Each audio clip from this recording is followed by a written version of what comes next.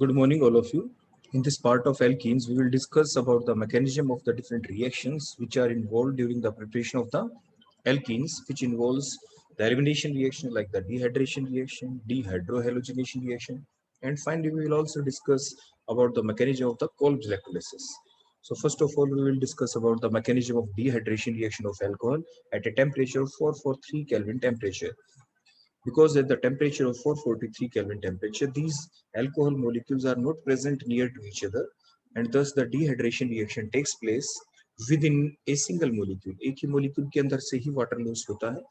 If we decrease the temperature by 413, अगर हम temperature 413 Kelvin ले लेते हैं तो आपके different alcohol molecules they approaches each other और फिर आपके intermolecular आपके डिहाइड्रेशन रिएक्शन हो जाती है जिसकी वजह से इथर्स बनते हैं. लेकिन हमें यहाँ पे आपके एल्कीन्स को ही प्रिपेयर करना है, तो इसलिए हमें टेम्परेचर कितना रखना होगा 443 kelvin temperature. And it is found that at 443 kelvin temperature in presence of any slight amount of acid which act as the catalyst here, the alcohol molecule undergo the dehydration reaction. जैसे हमने example के तौर पे यहाँ पे ethanol लिया, अगर हम इसमें एसिड डाल देते हैं which act as the catalyst here at the temperature of 443 Kelvin temperature, the dehydration reaction takes place within the same molecule. आपके वो कार्बन जिसके ऊपर OH है उसके ऊपर से तो बोलो क्या लॉस होगा इस टाइप से OH, और इसके जो साथ वाला जो कार्बन है उसके ऊपर देखो CH3 के ऊपर मैंने एक H हटा के देखो H लिखा है यहाँ पे, इसके ऊपर से क्या लॉस होगा बोलो यहाँ से H.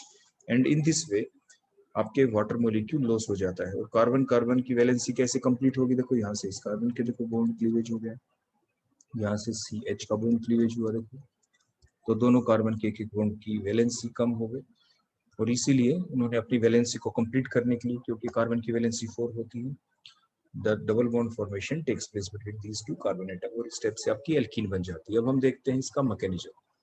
तो मैकेनिज्म में आपको हमने पहले ही बताया, ये चीज आप ध्यान रखें, that particular reaction the acid act as the catalyst. जो एसिड है वो यहाँ पे कैटलिस्ट का काम करता है. तो जो एसिड कैटलिस्ट कौन होता है, वो जो रेट ऑफ रिएक्शन को आपके इंक्रीज कर देगा यहाँ पे, और वो खुद कंज्यूम भी नहीं होगा. फर्स्ट स्टेप के अंदर वो आपका इन्वॉल्व हो जाएगा, यूज अप होता हुआ दिखाई देगा, लास्ट स्टेप के अंदर वो दोबारा से एसएच रिलीज हो जाएगा. तो आप देखें यहाँ पे फर्स्ट स्टेप के अंदर हमने एसिड की प्रेजेंस में रिएक्शन की, लोन पेयर किसके ऊपर है, ऑक्सीजन के ऊपर. ऑक्सीजन पे 2 लोन पेयर होते हैं, लेकिन हमने ये जो वन शो कर रखा है, तो इसका मतलब आप ये ना सोचे कि ऑक्सीजन के पास एक ही लोन पेयर होता है. ऑक्सीजन के पास 2 ही लोन पेयर होते हैं, लेकिन ऑक्सीजन ने अपना लोन पे डोनेट किया H पॉजिटिव आयन को, जिससे oxygen become protonated and it becomes much more electronegative. Due to their much more electronegative nature, now it abstract the bond pair electrons of the CO bond. CO bond के जो bond pair electrons है oxygen अपनी तरफ attack करता है, result in the release of water molecule, और water molecule release हो जाता है, और फिर बनता क्या आपका इंटरमीडिएट कार्बोकेटाइन इज फॉर्म्ड. तो ये जो स्टेप है ये आपकी स्लो है, रेट डिटरमिनिंग स्टेप है. यहाँ पे कार्बोकेटाइन बना, रिएक्शन की जो रफ्तार है स्लो होगी फास्ट होगी वो इसी स्टेप के ऊपर डिपेंड करती है कि यहाँ पे कार्बोकेटाइन कौन सा बना. For example here the carbocation formed is the primary carbocation, क्योंकि वो कार्बन जिसके ऊपर पॉजिटिव चार्ज है वो एक ही कार्बन से अटैच है, तो प्राइमरी कार्बोकेटाइन है. क्योंकि जो एल्कोहल हमने लिया स्टार्टिंग में, जो इथेनॉल है वो कार्बन जिसपे OH वो कितने आर ग्रुप से अटैच है, वो एक ही आर ग्रुप से अटैच था, it is a primary alcohol. क्योंकि हमने जो रिएक्टेंट है स्टार्टिंग मटेरियल कौन लिया है वो आगे हम देखेंगे डिफरेंट टाइप के अल्कोहल्स लेके, प्राइमरी सेकेंडरी टर्शियरी अल्कोहल्स के अंदर जब हम डिहाइड्रेशन करेंगे तो हम देखेंगे किसके अंदर रेट ऑफ रिएक्शन फास्ट होगी डिहाइड्रेशन की. वो डिपेंड करेगा इसी रेट डिटरमिनिंग स्टेप के ऊपर, क्योंकि इस स्टेप के दौरान क्या बना है, इंटरमीडिएट कार्बोकेटाइन बना है, और ये the carbocation formed is the primary carbocation, वो प्राइमरी कार्बोकेटाइन बना. अब नेक्स्ट स्टेप में देखो होगा क्या, आपके हमने पहले ही बताया कि in that particular reaction the H positive act as the catalyst. First step में H पॉजिटिव यूज अप हुआ है, लास्ट स्टेप में वही H पॉजिटिव अब निकलेगा. तो ये कार्बन जिसके ऊपर पॉजिटिव चार्ज है ये एक अनस्टेबल स्पीसी है, तो ये दोबारा से स्टेबल कैसे हो, जब इसको इलेक्ट्रॉन मिले. इलेक्ट्रॉन कैसे मिले, इसके वो कार्बन जिसके ऊपर पॉजिटिव चार्ज उसके साथ वाला जो कार्बन है उसके ऊपर जो H अटैच है, CH बॉन्ड के electrons get shifted in between the C and C atom, और result in the formation of a double bond. दोनों इलेक्ट्रॉन देखो इस कार्बन और H बॉन्ड के जो दोनों इलेक्ट्रॉन है ये कहाँ पे शिफ्ट हो गए बोलो, C और C के बीच में, वहां पे डबल बॉन्ड हो गया, H ने अपने इलेक्ट्रॉन छोड़ दिया, H पॉजिटिव लॉस हुआ, एल्कीन आपकी बन गई. तो पहली स्टेप के अंदर H पॉजिटिव यूज हुआ, लास्ट स्टेप में रिलीज हुआ, so the concentration of H positive ion remains same. So during the dehydration reaction, the H positive ion act as the catalyst. Why? Exam में आज explain why the acid act as the catalyst during the dehydration of alcohol. तो आपको ये पूरा mechanism लिखना होगा और mechanism के अंदर आप शो करेंगे कि देखिए फर्स्ट स्टेप के अंदर H पॉजिटिव आयन यूज हुआ है और लास्ट स्टेप के अंदर ये H पॉजिटिव आयन बोलो क्या हो गया, यहाँ पे देखो ये रिलीज हो गया। तो ये आप शो करेंगे मैकेनिज्म के थ्रू और फिर तभी आप ये लाइन लास्ट में लिख सकते हैं जो अभी हम आपको बता रहे हैं कि during the dehydration reaction of alcohol the H positive ion act as the catalyst because the H positive ion is used up in the first step and regenerate in the last step of the reaction, and thus the concentration of H positive ion remains same throughout the course of the reaction. So acid act as the catalyst during the dehydration of alcohol. लेकिन इसके साथ एक चीज और भी आ जाती है यहाँ पे कि जो एसिड जो हमने डाला डिहाइड्रेशन रिएक्शन के दौरान उसकी यूटिलिटी क्या है। देखो अगर हम एसिड ना डालते तो क्या होता, अगर हम एसिड ना डालते तो आपके जो ऑक्सीजन जो फर्स्ट स्टेप के अंदर आपने देखा H पॉजिटिव आयन की वजह से ऑक्सीजन का प्रोटोनेशन हो गया, ऑक्सीजन गेट प्रोटोनेटेड, तो यहाँ से लॉस कौन हुआ है, वाटर, जो कि इजिली लॉस हो पाया। लेकिन अगर ये H पॉजिटिव आप न डालते तो क्या रहता वहां से OH, और आप सिंपल OH को ही निकालना पड़ता। देखो इस टाइप से फर्स्ट स्टेप के अंदर से OH, और OH आपका इजिली नहीं निकल सकता था क्योंकि वो गुड लिविंग ग्रुप नहीं है, वो एक गुड लिविंग ग्रुप नहीं है। So dehydration of the alcohol to alkene require the elimination of a water molecule, और जो आपका OH जो ग्रुप था वो आपका एक स्ट्रॉन्ग बेस है, वो पुअर लिविंग ग्रुप है, वो गुड लिविंग ग्रुप नहीं है। इसीलिए तो हमें क्या करना पड़ा, उसको गुड लिविंग बनाना पड़ा, गुड लिविंग ग्रुप बनाना पड़ा। कैसे बनाओ गुड लिविंग ग्रुप, हमें H पॉजिटिव ऐड करके, H पॉजिटिव की वजह से ऑक्सीजन का क्या हो गया, प्रोटोनेशन, और अब जो निकलेगा ग्रुप वो कौन निकलेगा, H2O, एक न्यूट्रल मॉलिक्यूल है। और वो कब पॉसिबल हो पाया, only by adding the small amount of acid like the H2SO4, इसलिए हमें स्मॉल अमाउंट ऑफ एसिड की यहाँ पे जरूरत पड़ी। So that is the use of acid in the dehydration reaction of the alcohol. तो इस टाइप से ये क्वेश्चन आपसे पूछा जा सकता है। नेक्स्ट हम देखते हैं कि जब भी हम ये डिहाइड्रेशन रिएक्शन करते हैं अल्कोहल की, तो इसके दौरान आप कंसंट्रेटेड H2SO4 ही क्यों यूज करते हैं। Why you can't use the concentrated HNO3 because it is also an acid? Why you can't use the concentrated HCl which is also an acid? जब एसिड ही चाहिए, H पॉजिटिव चाहिए, तो H positive ion तो ये सभी release करेंगे, whether the acid is H2SO4 or the HNO3 or the concentrated HCl. लेकिन during the dehydration of alcohol, we use only the concentrated H2SO4, not the concentrated nitric acid or the concentrated hydrochloric acid. आप उसको use नहीं करते, ऐसा क्यों? तो अभी बताते हैं कि जो मैकेनिज्म को आप दोबारा से फिर से देख लें। फर्स्ट स्टेप के अंदर क्या होता है कि जो H पॉजिटिव आयन की प्रेजेंस में, एसिड की प्रेजेंस के अंदर आपके जो ऑक्सीजन है जिसके पास आपके 2 lone pair, out of this 2 lone pair, one of the lone pair get donated towards the H positive ion and we got a intermediate in which the oxygen get protonated and it becomes much more electronegative, oxygen और ज्यादा electronegative हो गई है। अब जो oxygen protonated हो गई, इसलिए क्या करेगी, CO बॉन्ड के इलेक्ट्रॉन्स को अपनी तरफ विड्रॉ करेगी और इसकी वजह से बोलो क्या बन जाएगा, यहाँ पे ये स्लो रेट रिटर्निंग स्टेप है, वाटर मॉलिक्यूल लॉस होगा और इंटरमीडिएट कार्बोकेटाइन बनेगा। यहाँ तक की जो स्टेप है, यहाँ तक की जो स्टेप है, इसके लिए सिर्फ हमें H पॉजिटिव आयन चाहिए which can be released by concentrated sulfuric acid or the nitric acid or the concentrated HCl. Up to that step there is nothing different, if we use sulfuric acid or the nitric acid or the concentrated HCl. आप कोई भी acid use करें, यहाँ तक की जो step है mechanism की वो तो सेम रहनी है। अब आगे क्या होगा, देखो अब हम बताते हैं कि ये स्टेप आगे किस में चल पाएंगे। अगर सल्फ्यूरिक एसिड है तो यहाँ तक चल जाती है, नाइट्रिक एसिड है तो हो सकता है यहाँ तक की स्टेप ही ना चले, कोई और चीज बन जाए, कंसंट्रेटेड HCl है तो हो सकता है इससे आगे कोई डिफरेंस आता हो। तो अब हम देखते हैं देखो क्या हुआ। अदरवाइज अगर हम सिर्फ कंसंट्रेटेड सल्फ्यूरिक एसिड डालते तो आगे क्या होता, उसी टाइप से आपकी H पॉजिटिव आयन लॉस होता और आपकी एल्कीन बन जाती। अब हम देखते हैं डिफरेंस। जो सल्फ्यूरिक एसिड हम लेते हैं तो क्या बनता है उसमें, H2SO4 में से H पॉजिटिव आयन जो अगर ये लॉस करे तो वो H पॉजिटिव आयन कहाँ पे यूज हो गया, देखो यहाँ पे फर्स्ट स्टेप के लिए, देखो ये फर्स्ट स्टेप के ऐसे यूज हो गया यहाँ पे। तो H पॉजिटिव आयन लॉस होने के बाद जो बची हुई स्पीसी कौन बनी, वो बना, बोलो कौन बना है, वो आपका HSO4 नेगेटिव। और HSO4 नेगेटिव जो यहाँ पे ये बन गया है आपका, ये क्या है, ये एक स्टेबल स्पीसी बन गई है। ये एक स्टेबल है, क्यों है stable, due to the resonance process, क्योंकि इसमें ऑक्सीजन की जो नेगेटिव चार्ज आ गया H पॉजिटिव आयन लॉस करने के बाद, इस नेगेटिव चार्ज का क्या हो जाएगा, बोलो डिस्पर्सन। और द डिफरेंट ऑक्सीजन एटम, आपके 3 ऑक्सीजन एटम है जहाँ पे आपके जो नेगेटिव चार्ज है उसका डिस्पर्सल हो जाएगा और ये स्पीसी स्टेबल रहेगी, एक स्टेबल न्यूक्लियोफाइल बनता है। तो इसलिए देखो इसका क्या हो जाएगा, डिस्पर्सल। इसलिए ये चीज स्टेबल है, so it can not attack on the carbocation, इसलिए कार्बोकेटाइन के ऊपर बोलो क्या है, अटैक नहीं करेगा क्योंकि स्टेबल बन गई है स्पीसी। उसके बाद नेक्स्ट देखो नाइट्रिक एसिड के अंदर, नाइट्रिक एसिड के अंदर ये एक स्ट्रॉन्ग ऑक्सीडाइजिंग एजेंट भी है, तो इसलिए इनिशियली तो ये क्या करेगा, स्ट्रॉन्ग ऑक्सीडाइजिंग नेचर की वजह से जो एल्कोहल है इसी का ऑक्सीडेशन कर देगा, एल्डिहाइड में कन्वर्ट हो जाएगा, एल्कोहल का ऑक्सीडेशन होकर एल्डिहाइड और फर्दर ऑक्सीडेशन होकर कार्बोक्सिलिक एसिड, मींस जो प्रोडक्ट हमें चाहिए, जो हम इथीन बनाना चाहते हैं, वो हमारा प्रोडक्ट बनेगा ही नहीं due to the oxidizing nature of the nitric acid. Otherwise अगर इसका ऑक्सीडाइजिंग नेचर ना होता तो ये भी सल्फ्यूरिक एसिड की तरह ही देखो क्या करता है, H+ आयन लॉस होता है, उसके बाद ये नाइट्रेट आयन बनता है, नाइट्रेट आयन के अंदर भी वही रेजोनेंस प्रोसेस देखो चलती है, और ये भी एक स्टेबल न्यूक्लियोफाइल है, और ये भी अटैक नहीं करता कार्बोकेटाइन के ऊपर। क्लियर हो गया यहाँ तक कि कार्बोकेटाइन के ऊपर अटैक नहीं करता, लेकिन इसकी डिसएडवांटेज क्या रही कि इसको हम यूज क्यों नहीं कर सकते, वो इसलिए यूज नहीं कर सकते due to their oxidizing nature, due to बोलो इसका कैसा नेचर है, इसका ऑक्सीडाइजिंग नेचर है। नेक्स्ट हम देखते हैं HCl के बारे में।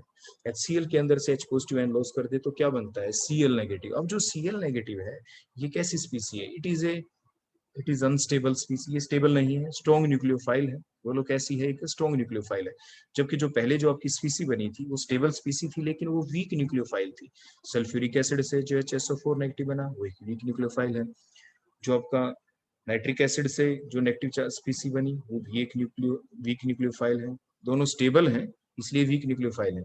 जबकि HCl के अंदर से जो Cl नेगेटिव बना ये क्या है, एक ये अनस्टेबल स्पीसी है, इसके अंदर कोई नेगेटिव चार्ज का डिस्पर्सल नहीं हो रहा, और ये क्या है, एक स्ट्रॉन्ग न्यूक्लियोफाइल है। स्ट्रॉन्ग न्यूक्लियोफाइल है तो ये क्या करेगी, जो लास्ट स्टेप के अंदर आपने देखा था 443, देखो जो H+ आयन ये लॉस होना होता है, देखो यहाँ से ये H+ आयन लॉस हो उससे पहले ही अगर हम HCl एज एसिड यूज करते ड्यूरिंग द डिहाइड्रेशन तो यहाँ तक की स्टेप कॉमन थी, जहां तक बोलो कौन बना है, जहां तक हमारी ये कार्बो, देखो ये जो कार्बोकेटाइन बना, जहां तक कार्बोकेटाइन बना यहाँ तक तो स्टेप कॉमन है, लेकिन इसके बाद आपका H+ लॉस हो या ना हो वो डिपेंड करता है कि आपने एसिड कौन सा यूज किया। जैसे HCl लिया तो Cl नेगेटिव मैंने बताया स्ट्रॉन्ग न्यूक्लियोफाइल है, तो ये ही अटैक कर देगा Cl नेगेटिव आयन आपके कार्बोकेटाइन वाले कार्बन के ऊपर, जिसकी वजह से क्या होगा, आपके अल्काइल हैलाइड बन जाएंगे, एल्कीन्स नहीं बन पाएंगे अगर हम HCl यूज करते हैं। तो यहाँ तक आपने क्या देखा, HCl को यूज क्यों नहीं कर सकते, अगर HCl को यूज करते हैं तो कार्बोकेटाइन जरूर बनेगा, लेकिन जो कार्बोकेटाइन बना उस कार्बोकेटाइन वाले कार्बन के ऊपर जो इसका सेकंड नेगेटिव पार्ट है HCl का, Cl नेगेटिव, वो एक स्ट्रॉन्ग न्यूक्लियोफाइल है, क्योंकि वो एक अनस्टेबल स्पीसीज स्ट्रॉन्ग न्यूक्लियोफाइल है, इसलिए वो कार्बोकेटाइन वाले कार्बन के ऊपर अटैक करेगा, बॉन्ड फॉर्मेशन होगा कार्बन Cl के बीच और alkyl halide will be the product. H2SO4 के अंदर आपके ये जो नेगेटिव चार्ज स्पीसी बनती है, HSO4 नेगेटिव बनती है, वो स्टेबलाइज हो जाती है बाय द रेजोनेंस प्रोसेस, और स्टेबल होने की वजह से वो एक वीक न्यूक्लियोफाइल है, इसीलिए वो अटैक नहीं करेगी इस कार्बोकेटाइन वाले कार्बन के ऊपर। तो इसीलिए क्या होती है, फर्दर डिहाइड्रेशन रिएक्शन आपकी जो चलती रहती है, और आपके H+ आयन लॉस होता है और आपकी एल्कीन बन जाती है। HNO3 के केस में क्या हो जाता है, जो H+ डालें तो रिएक्शन वहां तक कार्बोकेटाइन तो पहुंच ही जाती है, लेकिन उससे पहले ही क्या करता है जो HNO3, क्योंकि इसका स्ट्रॉन्ग ऑक्सीडाइजिंग नेचर है, ये एल्कोहल का ऑक्सीडेशन ही कर देता है। ये जो आपका नाइट्रिक एसिड है इट कॉजेज द ऑक्सीडेशन, इस एल्कोहल का बोलो क्या कर देगा, ये ऑक्सीडेशन कर देगा अपने ऑक्सीडाइजिंग नेचर की वजह से। तो एल्कोहल किस में कन्वर्ट हो जाएगा, जो एल्कोहल गेट कन्वर्टेड इनटू बोलो किस में, aldehyde and finally into the carboxylic acid, तो प्रोडक्ट एल्कीन नहीं बनेंगे। तो यही हम बताया हमने आपको कि जो HSO4 है और NO3 नेगेटिव जो बनते हैं ये आपके स्टेबलाइज हो जाते हैं बाय रेजोनेंस से, hence they are the weaker nucleophile. और जबकि जो Cl नेगेटिव आयन बनता है HCl से वो एक अनस्टेबल स्पीसी और स्ट्रॉन्ग न्यूक्लियोफाइल है, so that HCl gives the substitution product, alkyl halides देते हैं। जबकि जो HNO3 है उसको क्यों यूज नहीं कर पाए, क्योंकि it brings out the oxidation of the alcohol two gives the finally the carboxylic acid. जबकि HSO4 जो बनता है वो कोई ऑक्सीडाइजिंग एजेंट नहीं है, इसलिए वो सब्स्टिट्यूशन प्रोडक्ट नहीं देगा, वो अटैक नहीं करेगा कार्बोकेटाइन वाले कार्बन के ऊपर, इसलिए हमें एल्कीन्स ही मिलती है। So the better option to use any of the acid as a catalyst during the dehydration of the alcohol is only the concentrated sulfuric acid and never be the nitric acid or the concentrated HCl। इसके बाद next हम देखते हैं कि जो अभी हमने पीछे बातें की कि इन जो मैकेनिज्म के दौरान जो इंटरमीडिएट स्पीसी बनती है वो कार्बोकेटाइन है, जो रेट डिटरमिनिंग स्टेप के दौरान बनती है। तो उसी बात को ध्यान में रखते हुए हमें क्या देखना है, what is the order of dehydration और the elimination reaction among the primary, secondary और द टर्शियरी एल्कोहल। हमने प्राइमरी अल्कोहल लिया, उसी टाइप से देखो ये मैकेनिज्म चला। ऑक्सीजन अपने लोन पेयर डोनेट करता है H पॉजिटिव को, ऑक्सीजन प्रोटोनेटेड हो जाती है and becomes much more electronegative, so it abstract the CO bond pair electron towards self, result in the elimination of the बोलो क्या water molecule and the formation of intermediate carbocation. Here the carbocation formed from primary alcohol is the primary carbocation while and gives the final product. और इस type से वही H positive loss होना होता है, आपके फाइनल प्रोडक्ट आपकी alkene बनती है, इथीन बनती है, जो हम लीस्ट सब्स्टिट्यूशन है इसके अंदर, बल्कि ये अनसब्स्टिट्यूटेड एल्कीन बनी है यहाँ पे, अनसब्स्टिट्यूटेड एल्कीन। अगर हम देखते हैं सेकेंडरी अल्कोहल से तो सेम रिएक्शन भी लगकर वही आपके H positive ion की प्रेजेंस में रिएक्शन चलेगी, oxygen donate their lone pair to the H positive ion, result in the formation of the protonated oxygen atom, होगी आपका जो नेक्स्ट स्पीसी बनी उसके अंदर, and the oxygen becomes much more electronegative, oxygen बहुत ज्यादा इलेक्ट्रोनेगेटिव हो गई है। उसी टाइप से ये क्या करेगा, CO बॉन्ड के बॉन्ड पेयर इलेक्ट्रॉन्स को ऑक्सीजन अपनी तरफ अटैक करेगा, जिससे वाटर मॉलिक्यूल लॉस होगा और आपका इंटरमीडिएट कार्बोकेटायन बनेगा, और ये कार्बोकेटायन कैसा होगा, सेकेंडरी वन, क्योंकि वो कार्बन जिसके ऊपर पॉजिटिव चार्ज है वो दो दो एल्काइल ग्रुप से अटैच है, देख सकते हैं 1CH3 और ये सेकंड CH3। अब क्या होगा फाइनली, उसी टाइप से वो कार्बन जिस पे पॉजिटिव चार्ज, उसके नेबरिंग कार्बन एटम के ऊपर से जो H लगा हुआ है वो H पॉजिटिव की फॉर्म में बोलो क्या हो जाएगा, लॉस, तो H पॉजिटिव आयन लॉस होंगे, और इस टाइप से आपकी फाइनल प्रोडक्ट क्या बन जाएगी, एल्कीन। तो इस एल्कीन के अंदर आप देखें ऊपर वाली जो एल्कीन बनी थी प्राइमरी अल्कोहल, देखो उसके अंदर भी यही पार्ट था, कार्बन कार्बन के बीच बोलो क्या था, डबल बॉन्ड। यहाँ पे भी आप देख पा रहे हैं, देखो कार्बन कार्बन के बीच बोलो क्या है, डबल बॉन्ड, लेकिन एक H हट के देखो राइट साइड में वहाँ पे क्या लग चुका है, CH3, मींस सब्स्टिट्यूशन हो चुकी है। तो जो सेकंड एल्कीन बनी अभी, that is slightly more substituted, ये ज्यादा सब्स्टिट्यूटेड है प्राइमरी अल्कोहल से जो एल्कीन बनी उसके कंपैरिजन में। अब हम टर्शियरी अल्कोहल लेते हैं, मैकेनिज्म तो सेम ही रहेगा, एसिडिक मीडियम में ऑक्सीजन के ऊपर जो लोन पेयर है वो डोनेट करेगा H पॉजिटिव आयन को, ऑक्सीजन का प्रोटोनेशन हो जाएगा, oxygen becomes much more electronegative, so it abstract the CO bond pair electron towards itself, और जिसकी वजह से वाटर मॉलिक्यूल लॉस होगा और आपका बन जाएगा कार्बोकेटायन। लेकिन यहाँ पे वो कार्बन जिस पे positive charge, it is further attached by the 3 alkyl group 3 CH3 group, so it is the tertiary carbocation, it is more stable। तो इसलिए सबसे ज्यादा आपका जो रेट डिटरमिनिंग स्टेप है वो कौन है, जिसके दौरान कार्बोकेटायन बनता है।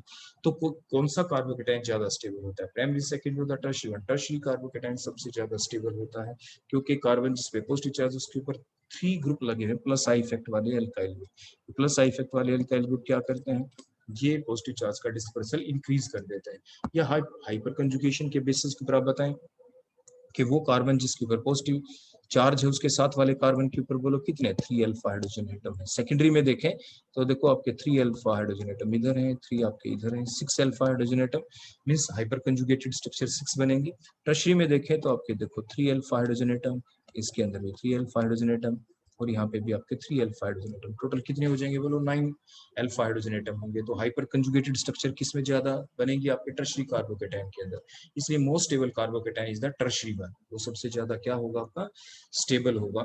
और स्टेबल चीज ही पहले बनती है, तो which one is more reactive, किस में से वाटर लॉस होगा, कौन से अल्कोहल में से, प्राइमरी, सेकेंड या टर्शियरी में से, जिसमें से आपके वाटर लॉस होने के बाद जो स्पीसी बनी है, जो इंटरमीडिएट कार्बोकेटायन बना वो ज्यादा स्टेबल। तो कौन ज्यादा स्टेबल, टर्शियरी कार्बोकेटायन, इसलिए टर्शियरी जो अल्कोहल है वो ज्यादा रिएक्टिव होते हैं। फर्दर इसकी दूसरी एक्सप्लेनेशन अगर हम देखें तो आपके जो इंटरमीडिएट कार्बोकेटायन है फर्दर किस में कन्वर्ट होता है, वो फर्दर कन्वर्ट होता है एल्कीन में। देखो यहाँ पे भी आपकी H पॉजिटिव आयन लॉस हुआ टर्शियरी कार्बोकेटायन के अंदर से, वो कार्बन जिस पे पॉजिटिव चार्ज उसके साथ वाले कार्बन से ही H पॉजिटिव आयन लॉस होना होता है, ताकि कार्बन कार्बन के बीच में डबल बॉन्ड बन पाए, और ये आपकी एल्कीन बन गई। दोबारा से देखो इस एल्कीन पार्ट को देखो मैं इंसर्कल्ड कर दिया। अब आप देखें इसके अंदर फर्दर सब्स्टिट्यूशन हो गया, मोर सब्स्टिट्यूटेड एल्कीन है। तो more the substituted alkene more the stability according to the Saytzeff rule. Saytzeff ने कहा था ये कि जो जितनी ज्यादा सब्स्टिट्यूटेड एल्कीन होगी वो उतनी ज्यादा क्या होगी, स्टेबल। तो कौन से अल्कोहल से ज्यादा स्टेबल एल्कीन मिल रही है, टर्शियरी अल्कोहल से मोस्ट सब्स्टिट्यूटेड एल्कीन मिल रही है, इसलिए टर्शियरी अल्कोहल के अंदर से वाटर जो लॉस होगा वो इजीली होगा। तो दो तरीके से आप इसकी एक्सप्लेनेशन दे सकते हैं, इंटरमीडिएट कार्बोकेटायन के बेसिस के ऊपर भी दे सकते हैं, और जो फाइनल प्रोडक्ट आपका एल्कीन बना है उसके बेसिस के ऊपर भी आप एक्सप्लेनेशन दे सकते हैं। तो रेट ऑफ डिहाइड्रेशन रिएक्शन या रेट ऑफ एलिमिनेशन रिएक्शन कह दें the alcohol in acidic medium, तो किसमें सबसे ज्यादा, टर्शियरी अल्कोहल के अंदर, then the secondary, then the primary one. So the tertiary alcohols on dehydration gives more stable tertiary carbocation than the secondary और the primary one. From the secondary और the primary alcohol, पहला point. Second, आप ऐसा कह सकते हैं कि the more substituted alkene are produced from the tertiary alcohol than from the secondary or the primary alcohol. So according to the Sedgwick rule, the substituted alkene more will the stability. So the stability order among the different alkenes is, बोलो कौन, जो structure number 3 वाली alkene है वो most substituted है, वो most stable है, then the second alkene, then the alkene number 1 जो लीस्ट सब्स्टिट्यूटेड है, अनसब्स्टिट्यूटेड जो आपकी एल्कीन है। तो इसलिए जो ऑर्डर ऑफ डिहाइड्रेशन रिएक्शन होगा अमंग डिफरेंट अल्कोहल्स वो क्या होगा, tertiary alcohol is more reactive towards the dehydration reaction than the secondary then the primary one. इसके बाद हम देखते हैं कि जो कई बार जो इंटरमीडिएट कार्बोकेटायन बने, इसलिए जो एल्कीन हम बनाना चाहते हैं, अल्कोहल्स की जो हमने डिहाइड्रेशन रिएक्शन देखी, उसके दौरान जो एल्कीन जो बननी चाहिए, जो हमें लगती है कि ये एल्कीन बन जानी चाहिए, वो नहीं बनती, कोई दूसरा प्रोडक्ट बन जाता है। इसी बेसिस के ऊपर वो क्या कि जो आपका इंटरमीडिएट है, अभी हमने मैकेनिज्म सीखा कि जो कार्बोकेटायन है उसके अंदर रीअरेंजमेंट भी पॉसिबल होती है। तो हो सकता है प्राइमरी सेकेंडरी टर्शियरी अल्कोहल जो भी हमने ले रखा हो, उसकी जब हम डिहाइड्रेशन रिएक्शन करवाते हैं एसिडिक मीडियम में, क्योंकि इंटरमीडिएट कार्बोकेटायन बनना होता है, तो हमें ये ध्यान रखना है जब भी कार्बोकेटायन बने कि वो प्राइमरी कार्बोकेटायन तो नहीं बन गया। अगर प्राइमरी बना है तो आप चांसेस देखिए, पॉसिबिलिटी देखिए, क्या हम प्राइमरी कार्बोकेटायन को सेकेंडरी या टर्शियरी में कन्वर्ट कर सकते हैं। अगर ऐसा है तो रीअरेंजमेंट होगी ही। अब हम देखते हैं एग्जाम्पल की हेल्प से। हमने ये 4 कार्बन एटम वाला अल्कोहल लिया जिसे ब्यूटेनॉल कहते हैं। आप इसको देख के ऐसे पजल मत हो जाना कि ये CH3 देखो हमने यहाँ पे नीचे लिख दिया। आप इसको ऐसे लिख दें या सभी कार्बन एटम को आप एक लाइन में लिख देते हैं, एक ही बात है। CH3 सिंगल बॉन्ड, देखो ऐसे CH2 single bond, CH2 single bond, CH2 single bond, ये एक ही बात है। हमने सिर्फ क्या किया है, जिसके ऊपर मैंने अभी सर्कल लगाया, CH3 को मैंने नीचे की तरफ शो कर दिया, देखो यहाँ पे जिसके ऊपर मैंने सर्कल लगा के शो किया, एक ही चीज है, बोथ आर दी सेम, दोनों के दोनों ब्यूटेनॉल ही है, दोनों के दोनों एन ब्यूटेनॉल ही है। तो ये जो एन ब्यूटेनॉल हमने लिया, और उसी टाइप से देखो डिहाइड्रेशन रिएक्शन हम करेंगे, presence of slight amount of acid, that is the sulfuric acid, at the temperature of 443 Kelvin. The same type of mechanism will occur. Oxygen atom having the lone pair electron will donate their lone pair towards the H positive ion, and the oxygen becomes protonated and it becomes more electronegative. So now the more electronegative, more protonated oxygen atom obstruct the CO bond pair electron towards the itself. तो वो CO bond के bond pair electrons को अपनी तरफ अपने abstract कर लिया, उनको ले लिया, और जिस वजह से वाटर मॉलिक्यूल लॉस हुए और कार्बोकेटायन आपका बन गया। अब आप ध्यान से देखिए, ये कार्बन जिसके ऊपर पॉजिटिव चार्ज है, ये एक ही कार्बन से तो डायरेक्टली अटैच है। कई बार बच्चे ऐसे पजल हो जाते हैं, देखो सर ये कार्बन जिसके ऊपर पॉजिटिव चार्ज है, देखो 1 कार्बन 2 कार्बन 3 कार्बन से अटैच है। ऐसा नहीं, हमें ये देखना है कि ये कार्बन जिसके ऊपर पॉजिटिव चार्ज है, ये डायरेक्टली कितने कार्बन से अटैच है। डायरेक्टली तो ये कार्बन एक तो H से अटैच है, इधर भी देखो H से अटैच है, और आगे देखो इस कार्बन से अटैच है, देखो जो पिंक कलर का हम दिखा रहे हैं एक ही। तो डायरेक्टली किस किस से अटैच है ये कार्बन जिसके ऊपर पॉजिटिव चार्ज है, तो H से, फिर भी H से, और एक कार्बन से, तो एक ही कार्बन से अटैच हुआ। तो क्योंकि वो कार्बन जिसके ऊपर पॉजिटिव चार्ज है वो एक ही कार्बन से अटैच है, so it is a primary carbocation. Now there is the possibility कि हम प्राइमरी कार्बोकेटायन को सेकेंडरी से कन्वर्ट कर पाए। वो हम कैसे देखें, वो कार्बन जिस पे पॉजिटिव चार्ज है उसके नेबरिंग कार्बन एटम को देखें। जो नेबरिंग कार्बन एटम है वो आपका प्राइमरी कार्बन है या सेकेंडरी है, टर्शियरी, तो आप देख पा रहे हैं कि जो वो कार्बन जिसके ऊपर पॉजिटिव चार्ज है उसका देखो ये नेबरिंग कार्बन जो हमने पिंक कलर से दिखा, ये कैसा कार्बन है, it is a secondary carbon. देखो क्योंकि ये कार्बन पिंक वाला, इसके राइट में भी कार्बन है, इसके लेफ्ट में भी कार्बन है, दोनों साइड में कार्बन है, so it is a secondary carbon. तो सेकेंडरी कार्बन होने की वजह से अब हम क्या करेंगे, वो जो सेकेंडरी कार्बन है उसके ऊपर जो H लगा हुआ है, हम उस H की शिफ्ट करेंगे विद द इलेक्ट्रॉन। वो H दोनों इलेक्ट्रॉन लेके कार्बोकेटायन वाले कार्बन के पास शिफ्ट कर जाएगा, उसे कहते हैं हाइड्राइड शिफ्ट। उसे क्या कहते हैं बोलो, ये H अपना इलेक्ट्रॉन भी और कार्बन का इलेक्ट्रॉन भी, दोनों इलेक्ट्रॉन लेके वहां पे उस कार्बन पे क्या कर जाएगा, शिफ्ट। देखो इस टाइप से दोनों इलेक्ट्रॉन लेके ऐसे, तो जिसकी वजह से बोलो क्या होगा, यहाँ पे जो जो सेकेंडरी कार्बन था उसके ऊपर आ जाएगा देखो पॉजिटिव चार्ज, उसके ऊपर बोलो क्या आ जाएगा, उसके ऊपर पॉजिटिव चार्ज आ जाएगा यहाँ पे। तो 1-2 हाइड्राइड शिफ्ट हुई यहाँ पे, और 1-2 हाइड्राइड शिफ्ट होने की वजह से ये बन गया आपका सेकेंडरी कार्बोकेटायन जो कि ज्यादा स्टेबल है। और लास्ट में क्या होगा, आपकी जो H पॉजिटिव लॉस होना होता है, वो कार्बन जिसके ऊपर पॉजिटिव चार्ज वो क्या करेगा, अपने नेबरिंग कार्बन एटम के ऊपर से क्या लॉस करवाएगा, बोलो वहां से H पॉजिटिव लॉस करवाएगा ताकि एल्कीन बन जाए। लेकिन यहाँ पे तो पॉसिबिलिटी दो थी, दो पॉसिबिलिटी क्या है, एक तो जो अभी हमने आपके देखो एरो दिखाया, देखो ये यहाँ से जो रेड कलर से H दिखा रखा है यहाँ से लॉस हो जाए, तो यहाँ पे डबल बॉन्ड बन जाएगा, तो देखो आपकी एल्कीन क्या बने। लेकिन दूसरी साइड से H आप लॉस नहीं करेंगे, देखो मैंने क्रॉस लगा दिया, बोला ऐसा क्यों, ऐसा इसलिए कि जो हमने पहले एरो लगाया जिसको नंबर 1 कहते हैं, that is a path number 1, और जो सेकंड ये हमने क्रॉस लगा दिया, that is a path number 2. Path number 2 is not possible क्योंकि it gives the less substituted alkene. देखो हम शो करते हैं, ये आपका बन गया, बोलो कौन, मोर सब्स्टिट्यूटेड एल्कीन. कब? Through path 1. अगर हम पाथ नंबर 1 को अडॉप्ट करते हैं तो वहां से आपकी ये एल्कीन बन गई. क्लियर हो गया? यहाँ से देखो ये हमने कैसे लिखा, थोड़ा आपको बता देंगे. देखो ये सर्कल मैंने लगाया, ये CH3, देखो ये CH3 रहा. स्ट्रक्चर को आपको क्रैम नहीं करना होता, आप देखते जाए और बनाते जाए. उसके बाद देखो CH3 हो गया क्लियर. CH3 किससे अटैच आ गए? देखो इस CH से, देखो इस CH से अटैच है. तो यहाँ पे कौन है? देखो ये रहा CH. उसके बाद आगे, अब इनको मैं हटा देता हूँ यहाँ से सर्कल, ये CH भी हो गया. अब ये जो CH आ गया, देखो पिंक कलर का, वो कार्बन जिसपे पॉजिटिव चार्ज था, देखो वो CH है यहाँ पे. देखो ये शो कर दिया. इनके बीच पहले सिंगल बॉन्ड था, देखो अब कैसा बॉन्ड बन गया? देखो ये डबल बॉन्ड. और लास्ट में बोलो कौन अटैच है? ये पूरा बड़ा ग्रुप कौन है? ये आपका CH3 ही तो है. देखो ये CH3 आ गया आपका यहाँ से. तो मीन्स आप धीरे धीरे स्ट्रक्चर को बनाएं. जब आप लर्न करते हैं तो आप कभी भी जल्दबाजी नहीं करेंगे, बिल्कुल आराम आराम से स्ट्रक्चर को देखते जाए प्रीवियस को, और आपका फाइनल प्रोडक्ट बना दे. तो इस टाइप से मोर सब्स्टिट्यूटेड एल्कीन बन गई आपकी. अब हम दिखाते हैं जो पाथ नंबर 2 पॉसिबल क्यों नहीं. आप ध्यान से देखते जाना.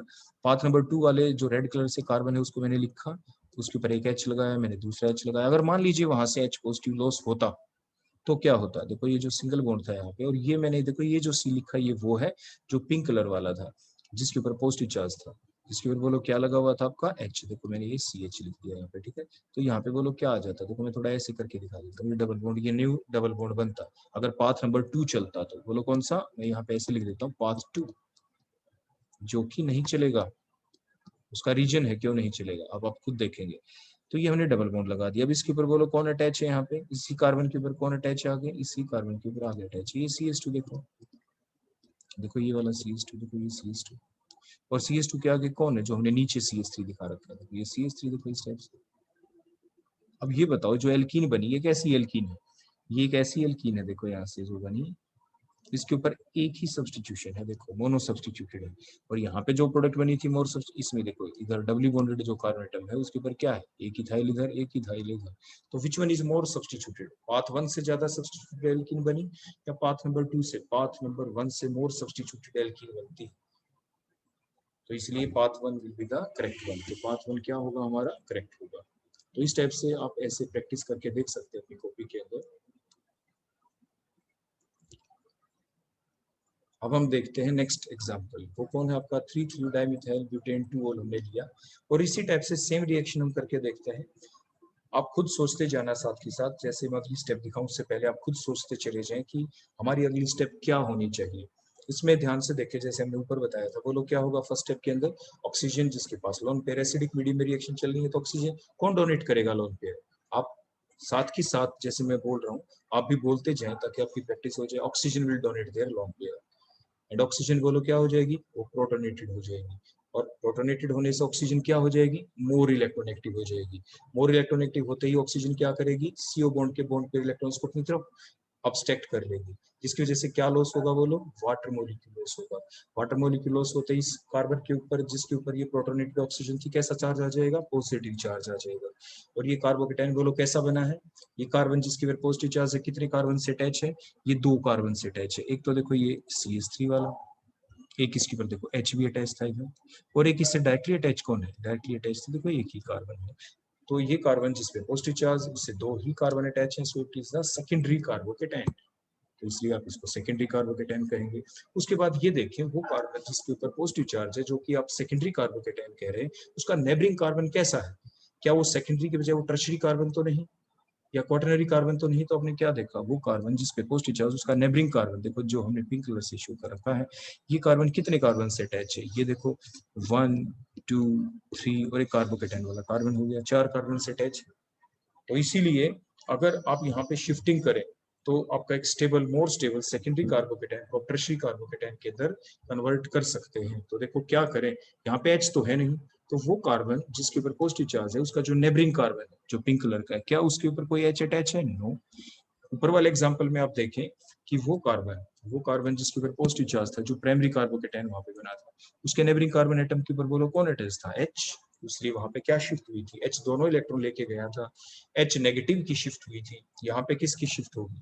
यहाँ पे हमने जो डॉट डॉट से दिखाया CH3 ग्रुप, जो ग्रीन कलर से हमने शो कर रखा है, ये CH3 क्या करेगा, ये दोनों इलेक्ट्रॉन लेके अपना भी और जो पिंक कलर वाला कार्बन है इसका भी, दोनों इलेक्ट्रॉन लेके वो अटैक बोलो किस पे करेगा, कार्बोकेटाइन वाले कार्बन के ऊपर। इसे मिथाइल शिफ्ट कहते हैं। मतलब CH3 अपना इलेक्ट्रॉन भी लेके जाएगा और पिंक कलर वाले कार्बन का, देखो मैंने इस टाइप से क्लीवेज दिखा दी, डॉट डॉट के दोनों इलेक्ट्रॉन लेके CH3 चला जाएगा। तो पिंक कलर वाला जो कार्बन इसके ऊपर कैसा चार्ज आ जाएगा, पॉजिटिव चार्ज, और 1 2 मिथाइल शिफ्ट कहलाएगी। अब ये जिसके ऊपर पॉजिटिव चार्ज आया पिंक कलर वाला कार्बन, ये कैसा कार्बन बन गया, टर्शियरी कार्बोकेटाइन, क्योंकि वो कार्बन जिसपे पॉजिटिव चार्ज, वो 3 कार्बन से अटैच है, 3 एल्काइल ग्रुप से। देखो मैंने ये फर्स्ट कार्बन दिखाया, ये सेकंड दिखाया और ये थर्ड दिखाया है ना, 3 से। इसीलिए तो शिफ्टिंग हो पाई। रीअरेंजमेंट क्यों होती है, शिफ्टिंग क्यों होती है, to acquire more stability otherwise, और to acquire the almost similar stability. तभी आपकी शिफ्टिंग हो सकती है। अगर आपका एक स्टेबल प्रोडक्ट अनस्टेबल में कन्वर्ट होता हो तो वो रीअरेंजमेंट होगी ही नहीं।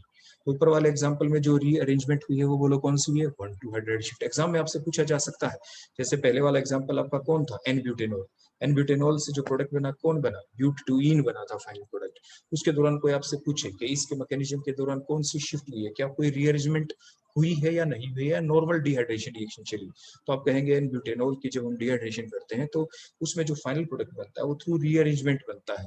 और वो रीअरेंजमेंट कौन सी हुई, 1 2 हाइड्राइड शिफ्ट। सिमिलरली यहाँ पे जो हमने अब रिएक्टेंट लिया 3 3 डाइमिथाइल ब्यूटेन 2 इसमें क्या प्रोडक्ट आपका नॉर्मल प्रोडक्ट बना, नो नॉर्मल प्रोडक्ट नहीं बना, रीअरेंज्ड प्रोडक्ट बना है जो कि ज्यादा स्टेबल है, जो कि क्या बोलो ज्यादा स्टेबल है। और कैसे बना, वो 1 2 मिथाइल शिफ्ट के द्वारा बना है। तो ये कुछ कुछ बातें ऐसी हैं जो आपको ध्यान रखनी है एग्जामिनेशन पॉइंट ऑफ व्यू से। तो इसी टाइप से देखो यहाँ से आपका H पॉजिटिव आयन लॉस होगा लास्ट स्टेप के अंदर, और लॉस कुछ इस टाइप से होगा कि जो फाइनल प्रोडक्ट बने वो कैसा बनना चाहिए आपका, मोर स्टेबल, मोर सब्स्टिट्यूटेड एल्कीन आपकी बननी चाहिए। तो इसलिए ध्यान रखें, जब कभी भी वो कार्बन जिसके पास पॉजिटिव चार्ज, उसका जो नेबरिंग कार्बन है वो कार्बन वो ढूंढे, हो सकता है नेबरिंग कार्बन प्राइमरी है, सेकेंडरी है, टर्शियरी है, तो कहां से लॉस करें, जिसकी डिग्री ज्यादा हो। जिसकी डिग्री ज्यादा होती है वहीं से, अगर H प्रेजेंट है तो वहीं से लॉस होगा। जैसे वो कार्बन जिसपे पॉजिटिव चार्ज, ये रेड कलर का कार्बन दिखाया है, इस कार्बन की डिग्री क्या है, ये टर्शियरी कार्बन है। बोलो ये कार्बन बोलो कैसा है, ये टर्शियरी कार्बन है, इसके टर्शियरी कार्बन है। उसके साथ ये कार्बन जिसपे पॉजिटिव चार्ज, ये ब्लैक कलर के CH3, बोलो इसका क्या है, ये प्राइमरी कार्बन 1 डिग्री का है, ये दूसरा भी 1 डिग्री का है। तो किधर से लॉस करें, तो जिसकी डिग्री ज्यादा हो उसके ऊपर अगर कोई H प्रेजेंट है तो वहीं से लॉस करें। तो प्राइमरी वाले से ना कर, प्राइमरी पे भी H है, दोनों प्राइमरी पे H है, टर्शियरी पे भी H है, तो कहां से लॉस करें, लॉस तो H ही पॉजिटिव होना है। तो टर्शियरी वाले पे क्योंकि H था यहाँ पे, तो इसलिए वहां से आपका H पॉजिटिव एंड क्या होगा, लॉस होगा।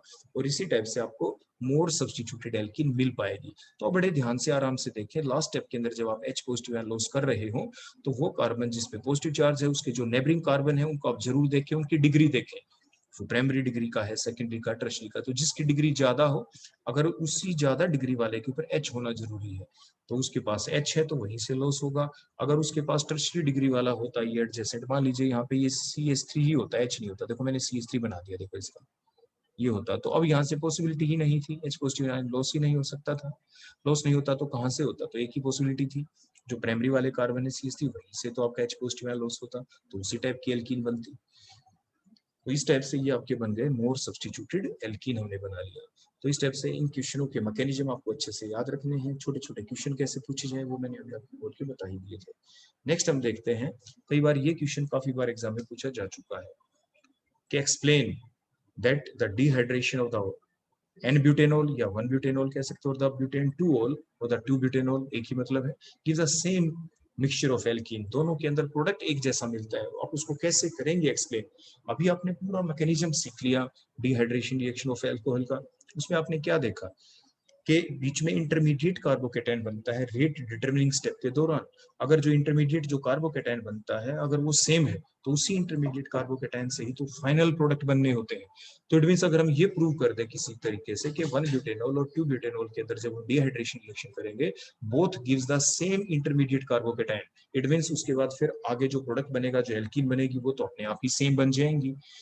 तो इसलिए अब हम अपने उसी बात को ध्यान में रखते हुए इन दोनों का मैकेनिज्म देखेंगे। सबसे पहले एन ब्यूटेनॉल का जो हमने पहले एग्जांपल ले भी चुके हैं, एसिडिक मीडियम के अंदर ऑक्सीजन अपने लोन पे डोनेट करेगा H पॉजिटिव आयन को, और ऑक्सीजन उसी टाइप से प्रोटोनेटेड हो जाएगा, बिकम मोर इलेक्ट्रोनेगेटिव हो जाएगा। सी बॉन्ड के बॉन्ड पेयर इलेक्ट्रॉन्स को वो अपनी तरफ अटैक करेगा, वाटर मॉलिक्यूल लॉस होंगे, और उसी टाइप से कार्बन के ऊपर पॉजिटिव चार्ज बन गया प्राइमरी कार्बोकेटाइन। लेकिन प्राइमरी कार्बोकेटाइन वो कार्बन जिसपे पॉजिटिव चार्ज, वो उसका नेबरिंग जो कार्बन है वो आपका प्राइमरी नहीं, वो आपका उसकी जो डिग्री है वो 2 डिग्री का है। और जब भी हायर डिग्री वाले कार्बन से अटैच हो, जब भी कोई कार्बन जिसपे पॉजिटिव चार्ज है वो एक हायर डिग्री वाले कार्बन से अटैच है, तो अगर पॉसिबिलिटी है रीअरेंजमेंट की तो वो जरूर होगी। तो अब यहाँ पे हाइड्राइड शिफ्ट हो जाएगी, उसका जो नेबरिंग कार्बन है उसके ऊपर जो H है वो दोनों इलेक्ट्रॉन लेके आपके शिफ्ट करेगा। H नेगेटिव आयन की शिफ्ट को ही हाइड्राइड शिफ्ट कहा जाता है। तो इस टाइप से ये हाइड्राइड शिफ्ट होगी, और जिसकी वजह से आपका सेकेंडरी कार्बोकेटाइन बन गया, मोर स्टेबल वन। अब इसके बाद नेक्स्ट हम देखते हैं फाइनल प्रोडक्ट। तो देखो यहाँ से बन ही जाएगा आपके, मैंने पहले ही बताया था किधर से क्या लॉस करें।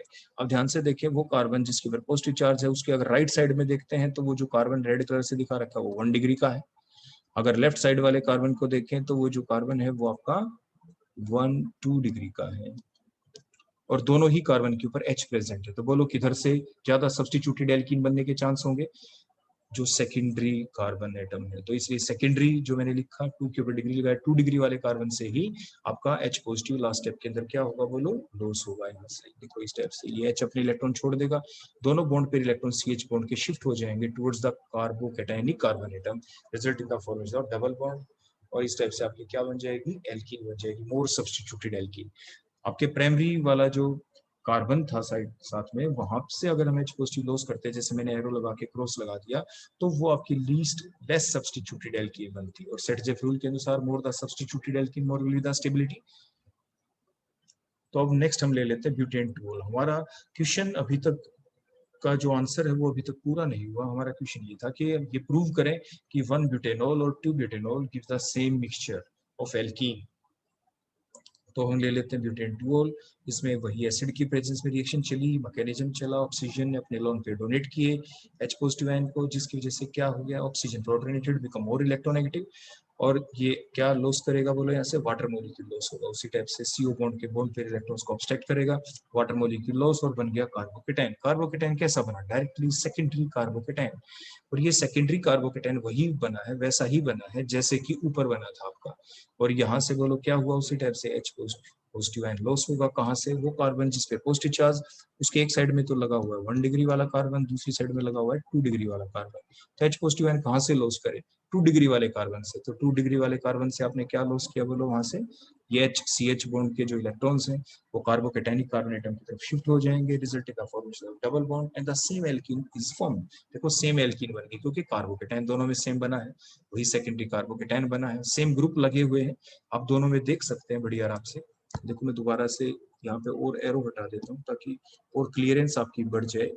आप ध्यान से देखें, देखो ये कार्बन जिसपे पॉजिटिव चार्ज है, ये कार्बन जिसपे पॉजिटिव चार्ज, इससे बोलो कौन अटैच है? तो CH3, एक H और एक इथाइल ग्रुप प्रेजेंट। आप ध्यान से देखें, ऊपर भी देखें, वो कार्बन जिसपे पॉजिटिव चार्ज बोलो कौन अटैच है? एक तो देखो ये ग्रुप कौन है बोलो? इथाइल ग्रुप हो गया।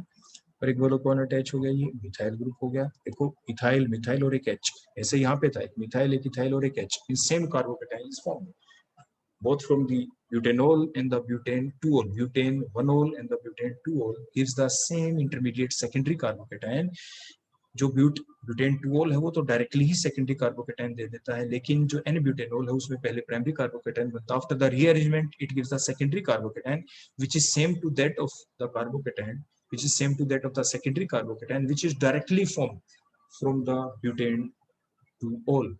और फाइनली फिर दोनों कार्बोकेटाइन सेम है तो प्रोडक्ट भी आपका सेम ही बनेगा, और ये मेजर प्रोडक्ट होगा मोर सब्स्टिट्यूटेड एल्कीन। और दोनों ही कार्बोकेटाइन से एक और माइनर प्रोडक्ट बनेगा, वो कौन बनेगा बोलो आपका? वो लेस सब्स्टिट्यूटेड एल्कीन, जो मैंने आपको अभी बता ही दिया था।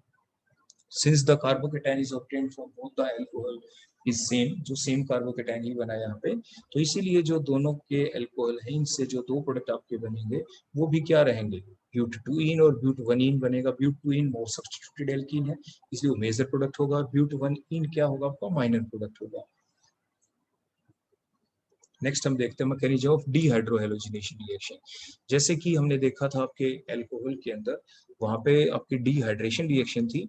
अगर हम OH की बजाय हेलोजन लगा देते हैं तो वो डीहाइड्रोहेलोजिनेशन रिएक्शन कहलाएगी। तो डीहाइड्रोहेलोजिनेशन जो रिएक्शन होगी एल्काइल हैलाइड के अंदर, जो एक एलिमिनेशन रिएक्शन है वैसी ही, लेकिन वहां पे उस एलिमिनेशन के दौरान वाटर लॉस होता था, तो आप उसे कहते थे क्या, डिहाइड्रेशन। यहाँ पे एल्काइल हैलाइड है तो लॉस क्या होगा, HCl या HBr, इसलिए मींस एक हाइड्रोजन और एक हेलोजन लॉस होगा। वहां पे एक हाइड्रोजन एक OH लॉस हुआ था, तो इसलिए उसको कहते थे डिहाइड्रेशन। यहाँ पे कहेंगे डीहाइड्रोहेलोजिनेशन। डी का मतलब निकलना, हाइड्रो का मतलब हाइड्रोजन, एक हेलोजन निकलना। तो ये भी एक एलिमिनेशन रिएक्शन है, बिल्कुल सेम उसी पैटर्न के ऊपर है, स्लाइट ही डिफरेंस रहेगा दोनों के अंदर। एल्काइल हैलाइड लिया हमने, ये उसी टाइप से आपकी रिएक्शन चली। अल्कोहलिक OH डालते हैं तभी आपकी एलिमिनेशन रिएक्शन यहाँ पे चलती है। और जब ये एलिमिनेशन रिएक्शन अल्कोहलिक OH के द्वारा जब हम करवा रहे हैं, तो एक चीज आप जरूर ध्यान रखें, मैंने पहले भी आपको बताया है कि अल्कोहलिक OH और एक्वस OH में डिफरेंस क्या है। अगर हम एक्वस OH लेते हैं, देखो मैं साइड में यहाँ पे लिख रहा हूँ, यहाँ पे एक्वस OH, आपको एक बार समझ ले दोबारा से, अगर आपको याद है पहले से तो बहुत अच्छी बात है। aqueous QH, it will give only the OH negative ion, क्योंकि OH negative ion ही आएगा, क्योंकि aqueous का मतलब क्या होता है, वाटर, तो वाटर से भी OH negative ion ही आएगा। तो aqueous मींस वाटर भी OH negative ion देंगे, और QH के अंदर से भी OH negative ion ही आएगा।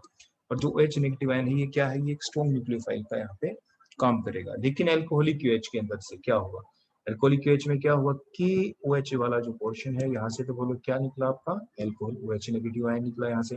और जो अल्कोहलिक लिख रखा है, अल्कोहलिक का मतलब इथेनॉल है, मान लीजिए हमारे पास यहाँ पे इथेनॉल, मान लीजिए C2H5OH है आपके पास, तो यहाँ से क्या आएगा, यहाँ से आएगा C2H5O नेगेटिव लॉस होगा इसके अंदर से, जब H पॉजिटिव आयन निकल जाए उसके बाद। क्लियर हो गया यहाँ पे। तो बोलो क्या होगा, आपके alcoholic QH gives the two type of negative ions, that is the OH negative ion and the C2H5O negative ion, ethoxide ion. तो जो इथोक्साइड आयन है ये आपका एक स्ट्रॉन्गर नेगेटिव चार्ज स्पीसी है, ये आपके बेस का काम करेगा। बोलो किस चीज का काम करेगा, बेस का, और ये ज्यादा पावरफुल है, इसलिए OH नेगेटिव आयन के अटैक करने से पहले ये जो इथोक्साइड आयन बना है यही अटैक कर देता है। ये क्या करेगा बोलो, ये अटैक कर देगा, देखो इस H पॉजिटिव आयन को, और जिसकी वजह से देखो इस टाइप से ये रिएक्शन चलेगी, एलिमिनेशन रिएक्शन चल जाती है यहाँ पे। अगर हम यूज करते बोलो क्या, ये एक्वस QH, क्या यूज करते बोलो, एक्वस QH, तो एक्वस QH करने से क्या हो जाता है कि अगर हम ये ले लें देखो इस टाइप से कि CH3 CH2 और Cl, देखो वही लिया हमने, तो अब क्या होता अगर हम देखो इस H को हम ओपन फॉर्म में ऐसे दिखा देते हैं, अगर हम ये एक्वस QH लेते तो इसमें सिर्फ OH नेगेटिव आयन होता है। OH नेगेटिव आयन क्या करता है, देखो slide positive slide negative charge है, तो ये इस H को इलेक्ट्रॉन देने की बजाय ये कहाँ पे अटैक करता है बोलो, इस कार्बन, एल्काइल हैलाइड वाले कार्बन के ऊपर जिसके ऊपर Cl अटैच है। तो आपकी सब्स्टिट्यूशन रिएक्शन हो जाती है, Cl आपका हट जाता है यहाँ से इस टाइप से डायरेक्टली, और इसकी जगह OH लग जाता है, तो एल्कोहल्स बन जाते हैं यहाँ पे। तो हमें करनी है एलिमिनेशन रिएक्शन, तो इसलिए हमें क्या करना पड़ेगा, एक्वस QH लेंगे, अल्कोहलिक हम अल्कोहलिक QH लेते हैं क्योंकि उसके अंदर होता है इथोक्साइड आयन। लेकिन हर जगह हम अल्कोहलिक QH भी जब हम यूज करते हैं तो उसके दौरान हम दिखाने को दिखा देते हैं, जैसे हमने भी यहाँ पे दिखाया होगा OH नेगेटिव आयन का ये अटैक। अदरवाइज मोर करेक्टली अगर आप देखें तो वो होता कौन है, इथोक्साइड आयन ही होता है। तो आप देखें ये अल्कोहलिक OH लिया और आपकी ये एल्कीन्स बन जाती है इसके दौरान, जैसे वो आपको बताया गया। कैसे बनेगी, यहाँ से H पॉजिटिव आयन लॉस होगा और यहाँ से बोलो कौन लॉस होगा, ये Cl उसी टाइप से। इलेक्ट्रॉन कौन डोनेट करेगा, यहाँ से बेस, इन दोनों के मिक्सचर से बोलो क्या बनने वाला है बेस, एक तो ये आपका बन ही गया था OH नेगेटिव आयन, साथ के साथ बोलो क्या और बनेगा यहाँ से C2H5O नेगेटिव, और ये C2H5 जो नेगेटिव बना ये बोलो क्या करेगा, वो भी H को क्या देगा बोलो यहाँ से इलेक्ट्रॉन, ठीक है, और ये बेस का काम कर जाएगा। आगे मैकेनिज्म में हम दिखाएंगे OH नेगेटिव आयन का ही अटैक करते हुए, तो उस चीज को भी आप गलत ना मानिए क्योंकि दोनों ही आयन होते हैं, लेकिन मोर करेक्टली कहे तो इथोक्साइड आयन ही अटैक करता है। अब हम नेक्स्ट देखते हैं, आपकी जो एलिमिनेशन रिएक्शन है वो दो टाइप से चल सकती है, या तो बाइमोलिकुलर एलिमिनेशन मैकेनिज्म होगा या यूनिमोलिकुलर मैकेनिज्म होगा। तो बाइमोलिकुलर जो मैकेनिज्म उसमें होता क्या है, इस मैकेनिज्म के अंदर क्या होगा, सबसे पहले कि जो आपका प्रोटॉन है बीटा पोजीशन के ऊपर से, बीटा किसको कहते हैं, वो कार्बन जिसके ऊपर Cl वो तो आपका अल्फा हो गया, उससे नेक्स्ट वाला बोलो कौन सा हो गया, ये बीटा। तो बीटा जो कार्बन है उसके ऊपर जो आपका हाइड्रोजन है जिसे बीटा हाइड्रोजन कहेंगे, वहां से उस प्रोटॉन का क्या होगा बोलो, loss. So the removal of the proton from the beta carbon atom takes place and the removal of Cl from the alpha carbon. तो अल्फा कार्बन से Cl का लॉस होगा और आपके बीटा कार्बन के ऊपर से हाइड्रोजन का लॉस होगा।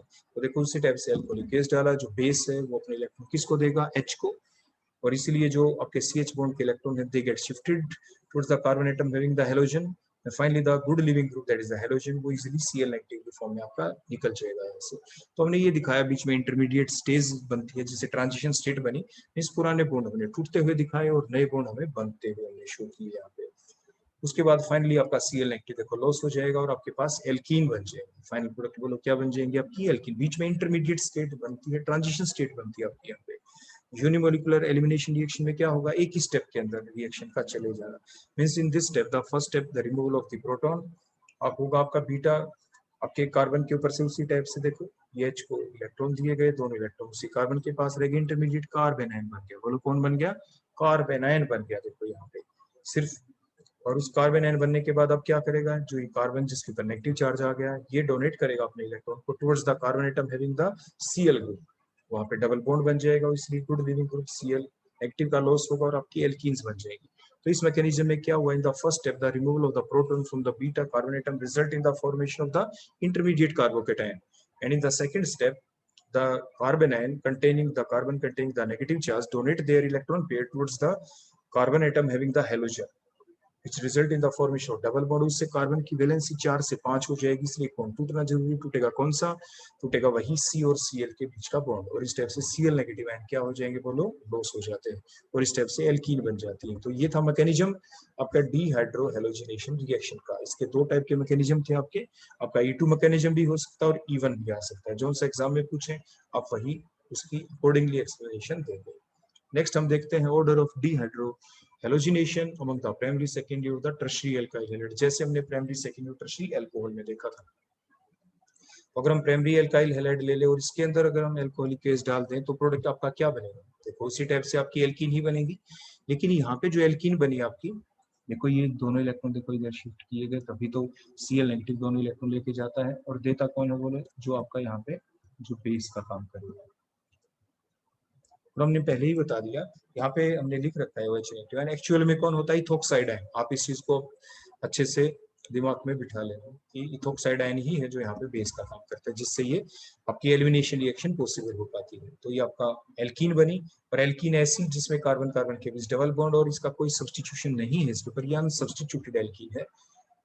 नेक्स्ट हमने क्या किया, आपकी जो एल्कीन ये कब बनेगी, ये डिफरेंट एल्कीन्स और बनेगी, लेकिन कब, जब हम कौन ले लेंगे बोले यहाँ पे, ये सेकेंडरी और टर्शियरी एल्काइल। सेकेंडरी लेंगे तो आपकी मोर सब्स्टिट्यूटेड एल्कीन बनेगी प्राइमरी की बजाय। देखो उसी टाइप से आपके ये लॉस होगा, देखो Cl नेगेटिव आयन जब OH नेगेटिव आयन इलेक्ट्रॉन देगा इसको।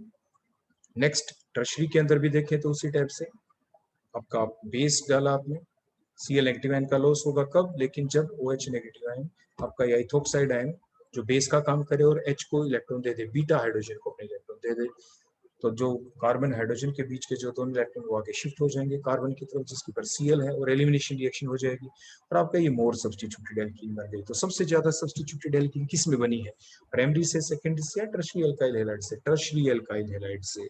तो इसलिए कौन ज्यादा रिएक्टिव है, जिसके अंदर से आपकी जो एल्कीन बनी वो ज्यादा स्टेबल है। So the tertiary alkyl halide on the dehydrohalogenation reaction gives the more substituted alkene than the produced from the secondary or the primary alkyl halide. Or according to the Sertjev rule, we know that the more the substituted alkene, more will be the stability. इसलिए more stable आपकी alkene कौन सी हुई? Alkene number 3, then 2, then 1. इसीलिए जो order of dehydrohalogenation होगा among the different alkyl halide वो क्या होगा?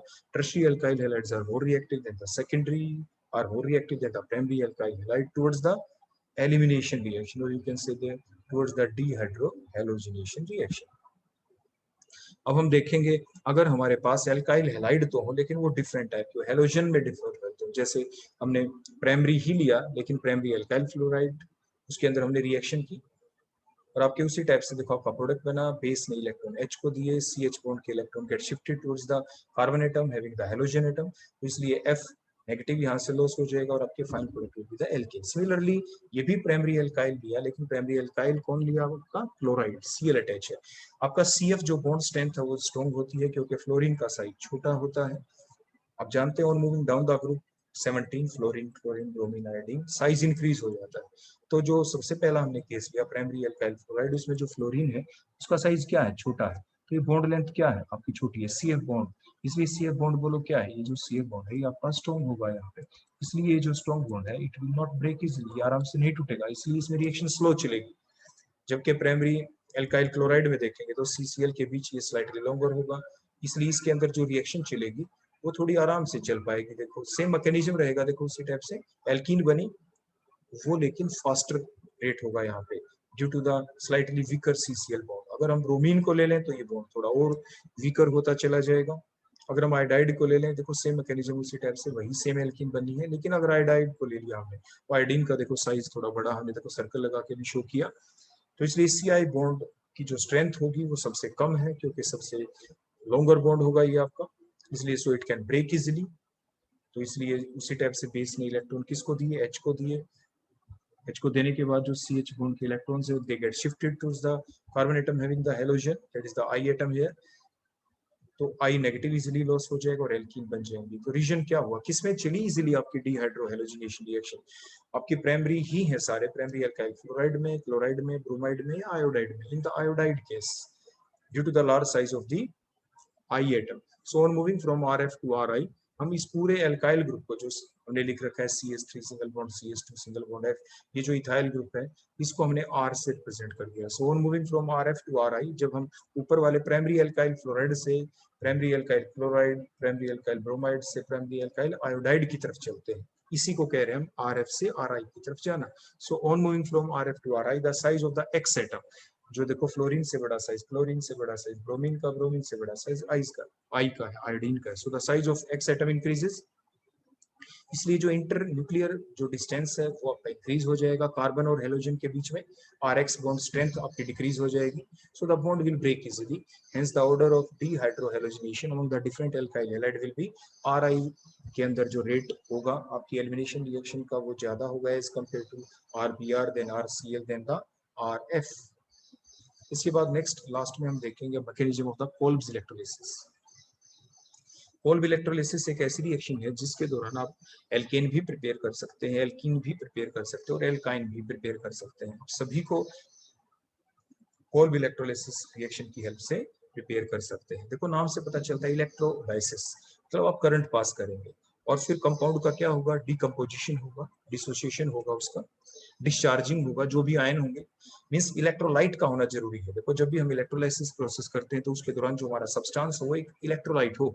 Electrolyte are those substance which can give the ions in the aqueous solution. जब हम उसको आयन में डालें, आयन जो सब्सटेंस है उसको वाटर में डालें तो वो एक्वस वो क्या दे दे, आयंस प्रोड्यूस करे, पॉजिटिव और नेगेटिव आयन। या मेल्टेड फॉर्म के अंदर मोल्टन स्टेट में हो, लिक्विड स्टेट में हो, तो भी उसके पास फ्री आयंस का होना जरूरी है। अगर हमने कोई कोवेलेंट कंपाउंड ले लिया, हम ये चाहे कि उसमें इलेक्ट्रोलाइसिस कर दें तो that is not possible, no electrolysis will takes place in the covalent compound. तो इलेक्ट्रोलाइसिस प्रोसेस किस में चलती है, जो आपके आयनिक हो, विच कैन इलेक्ट्रोलाइट्स हो, जो आयन दे सके, जिसमें फ्री आयंस हो। तो देखो हमने ये सब्सटेंस लिया, यहाँ पे बोलो कौन लिया हमने, सक्सीनिक एसिड से बना हुआ सॉल्ट जिसे कहते हैं सोडियम सक्सीनेट, क्योंकि O नेगेटिव के आगे हमने क्या लगा दिया, Na पॉजिटिव आयन लगा दिया तो सोडियम सक्सीनेट, K पॉजिटिव लगा देते तो पोटेशियम सक्सीनेट। अगर Na की जगह H होता तो ये सक्सीनिक एसिड कहलाता, कंपाउंड क्या कहलाता, सक्सीनिक एसिड। अब ये सक्सीनिक एसिड लिया और हमें क्या करना है इसके अंदर, कोल्ब इलेक्ट्रोलाइसिस। सबसे पहले हम आपको डायरेक्ट याद रखने का तरीका बता दें कि इसमें प्रोडक्ट आप बनाते कैसे हैं। आपकी जो कोल्ब इलेक्ट्रोलाइटिक रिएक्शन है इसके दौरान आपको सिर्फ एक चीज हमने पहले ही बताई थी एल्केन वाले पार्ट के दौरान, कि जो कार्बोनिल ग्रुप होता है, पहली बात तो हमें 2 मोल की जरूरत पड़ती है। देखो मान लीजिए हमारे पास RC double O negative, Na positive होने लिख दिया यहाँ पे, नीचे फिर से लिख दिया हमने RC डबल O नेगेटिव, देखो Na पॉजिटिव होने लिख दिया। We have the requirement of the 2 carboxylate ions, हमें 2 आपके कार्बोनिल ग्रुप होने चाहिए, 2 कार्बोक्सिलेट आपके मोल्स होने चाहिए। लेकिन सोडियम सक्सीनेट एक ऐसा कंपाउंड है कि एक ही मोल के अंदर पहले से ही 2 कार्बोक्सिलेट आपके ग्रुप है, उसके अंदर देखो COO negative Na positive, COO negative Na positive, इसलिए हमें 2 मोल्स लेने की आवश्यकता नहीं। लेकिन अगर हमारे पास मोनोकार्बोक्सिलिक एसिड का सॉल्ट होता, जैसे RCOO नेगेटिव Na पॉजिटिव, तो हमने 2 मोल्स ली, फिर हमने क्या बताया था कि जो कार्बोनिल ग्रुप है उसके साथ से होमोलाइटिक फिशन होगा, देखो ऐसे ऐसे, दूसरे मोल के अंदर से होगा ऐसे, होमोलाइटिक फिशन डायरेक्ट बता रहे हैं अभी आंसर आपको। और फिर क्या हुआ, ये जो दोनों आर हैं, होमोलाइटिक फिशन होता है, एक आर अपना इलेक्ट्रॉन लेके दूसरा आर अपना इलेक्ट्रॉन लेके, और the bond formation takes place in between these two R, this alkane will be form. जब हम क्या पास करते हैं इसके अंदर, करंट, इलेक्ट्रोलाइसिस। बोलो क्या की हमने यहाँ पे, इलेक्ट्रोलाइसिस। तो आपके एल्केन बन गए, आपने देखा ना किस टाइप से एल्केन बन गए यहाँ पे। अगर डायरेक्टली हम इसमें भी एल्केन बनाए तो वही कार्बोनिल ग्रुप और कार्बन के बीच में से देखो बॉन्ड का क्लीवेज हुआ, होमोलाइटिक फिशन इस टाइप से, फिर ये क्लीवेज हुआ, देखो होमोलाइटिक फिशन हुआ, और ये आपका ग्रुप जो अलग हो गया, बोलो इसमें से क्या निकल गया आपका, ये बन गया देखो CH2। सिंगल बॉन्ड पहले से था, means one new bond is formed in between. देखो जैसे R और R के बीच में न्यू बॉन्ड बना था, यहाँ पे CH2 के बीच में देखो दो डॉट से दिखाया, ये न्यू बॉन्ड बन गया। एक बॉन्ड पहले से था, एक और बन गया, तो बोलो कौन बन गई, एल्कीन्स बन गई। बोलो क्या बन गई, एल्कीन। अगर हम यहाँ पे ऐसे कर दे कि यहाँ पे पहले से एक एक एच हटा दो, मान लो देखो मैं एच हटा देता हूँ, ध्यान से देखना, एक एक एच, और यहाँ पे मान लीजिए मैं डबल बॉन्ड होता पहले से डबल बॉन्ड, तो अब क्या बन जाता कि अगर हम इस एच को हटा देते तो यहाँ पे दो बॉन्ड पहले से थे, एक और आ जाता तो एल्काइन बन जाती। तो क्या बन जाती, एल्काइन। तो हम आपको ये बता रहे हैं कि जो पोल इलेक्ट्रोलिटिक रिएक्शन ऐसी है जिसके द्वारा हम एल्केन भी बना सकते हैं, जैसे आपको नीचे बताया, और एल्कीन भी बना सकते हैं, जैसे अभी हम ऊपर आपको समझा रहे थे सोडियम सक्सीनेट से, और आपके क्या बना सकते हैं, आप एल्काइन भी बना सकते हैं। तो अब हम देखते हैं इसका मैकेनिज्म, क्या आखिर ये रिएक्शन चलती कैसे है, करंट जब हम पास करें। तो उसके लिए हमें क्या करना होगा, हम सबसे पहले कंटेनर लेते हैं, उसके अंदर दो इलेक्ट्रोड होंगे आपके पास। देखो कोल्ड इलेक्ट्रोलिटिक से पहले हम डायरेक्ट ये देखो प्रोडक्ट जो भी समझाया, फिर हमने देखो ये कंटेनर लिया, उस कंटेनर के अंदर हमने दो इलेक्ट्रोड्स ले ली, एक एंड के, और उसको बैटरी से कनेक्ट कर दिया। उसके अंदर एक बस सॉल्यूशन है, इसी कंपाउंड का दो सोडियम सक्सीनेट हमने लिया। जो आपके लेफ्ट साइड में बैटरी जब जोड़ी, जो लंबी लाइन हमने दिखा रखी है, पॉजिटिव एंड है, और हमेशा लेफ्ट साइड में कन्वेंशन है, वहां पे हमेशा ऑक्सीडेशन ही होगी। एनोड का पहला लेटर ए है, ए इज ए वोवल, तो इसलिए इसके ऊपर जो रिएक्शन चलती है वो ऑक्सीडेशन होगी, ओ इज ऑल्सो वोवल। तो वोवल वोवल साथ रहते हैं, ऐसे आप याद रखते हैं। The negative and is the cathode, और उसके ऊपर प्रोसेस चलेगी reduction. Reduction means gain of electron, oxidation means loss of electron. अब हमने ये सॉल्ट लिया, देखो RCOO नेगेटिव लेके हमने दिखा दिया। अगर हम एल्केन के केस के बारे में बताते हैं, मान लीजिए एल्केन होता तो जैसे मैंने अभी आपको समझाया था, और ये RCO नेगेटिव Na पॉजिटिव आपका होता, तो क्या होता, वाटर भी H पॉजिटिव और OH नेगेटिव है, तो क्या होगा। अब दो प्रोसेस चल रही है जैसे मैंने आपको बताया, one is the oxidation, other one is the reduction. Anode के ऊपर तो कौन सी प्रोसेस चल रही है, ऑक्सीडेशन। ऑक्सीडेशन का मतलब क्या होता है, लॉस ऑफ इलेक्ट्रॉन। ऑक्सीडेशन का मतलब बोलो क्या होता है, लॉस ऑफ इलेक्ट्रॉन। लॉस कौन करेगा, इलेक्ट्रॉन्स को लॉस वही करेगा जिसके ऊपर नेगेटिव चार्ज हो। नेगेटिव चार्ज किसके पास है, ध्यान से देखिए, जो आपका सॉल्यूशन है इसमें OH नेगेटिव आयन के ऊपर भी है और RCOO नेगेटिव आयन के ऊपर भी है।